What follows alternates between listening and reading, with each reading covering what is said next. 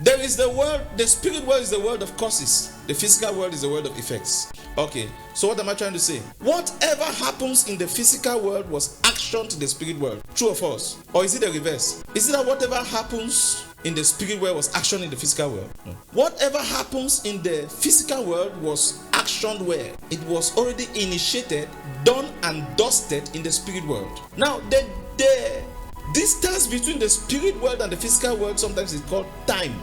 And within that time, judges and gods can make a change. What do I mean by judges and gods? Now, there are some countries that sentence people to death for crimes.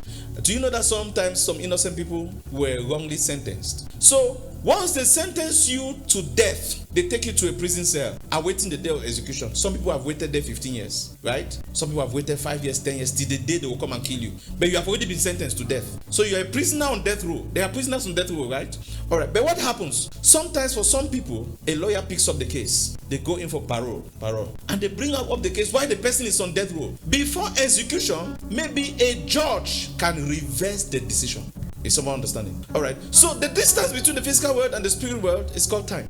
And that's why you need to be sensitive about who you are. If you are not sensitive about who you are, you will be taken unawares. Things that will be happening as negative things in the physical, they will be happening by surprise, of which they had already taken place in the spiritual days back, months back, weeks back, or years back. And that's why you must try to grow your authority. Because when you get born again as a child of God, the Bible gives us these various symbols, these various images, these various personalities that we carry. When you got born again as a child of God, you are a sheep. And you are the young of a sheep. You are a lamb. You know how a lamb is very helpless. Without its parents, it's helpless. Now, even when you grow to become a mature sheep, you are still very helpless. You are just food for carnivores. Now, and the adversary is what? Is wolves. The adversary are wolves. I send you as sheep amongst wolves. But the person whose DNA we carry when we get born again is a king. He is a king and he is a priest. In other symbols, he is a lion. If we want to talk in terms of animals, he's a lion. So what happens if you decide to remain a baby Christian? You decide to remain a wheelbarrow Christian by all the characteristics that your time range is passing for you to have crossed this level you have not crossed. You know, your time is passing. You have not crossed because you are busy with life. Oh, because you want to settle down. Oh, because you just got married. Oh, because you are making children. Oh, because you have a job. You have a profession. You have a career. You have a handwork. Your time is passing and you are not growing considerably. Now, you are remaining a sheep. And so, the things that should attack you, that should even be frightened, they cannot even be frightened. They are dealing with life. And the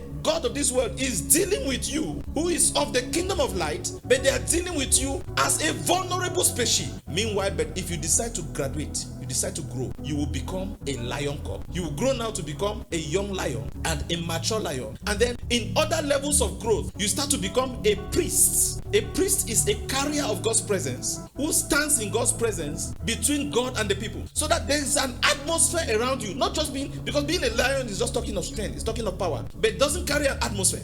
Now, being a priest carries an atmosphere of presence. The priest is always in the presence of God.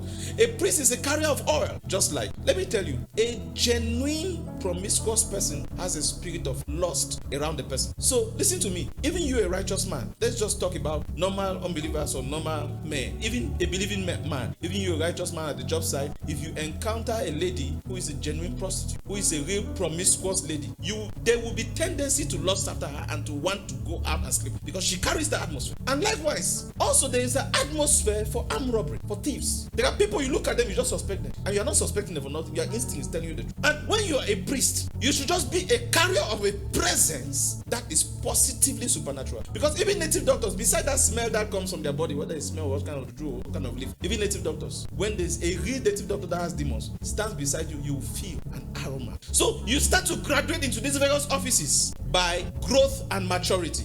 And then you get now to the office of kings. And then if you are privileged to grow under a prophet, not just under a pastor, teacher, evangelist, under a prophet, under apostle, then you will carry kingship authority in your atmosphere, such that it makes you now a judge and not just a receiver of judges' sentences. Now, we could be beneficiaries of what is initiated in the spirit world. In another sense, we could also be initiators of things that happen in the spirit world. So don't just desire to be a beneficiary.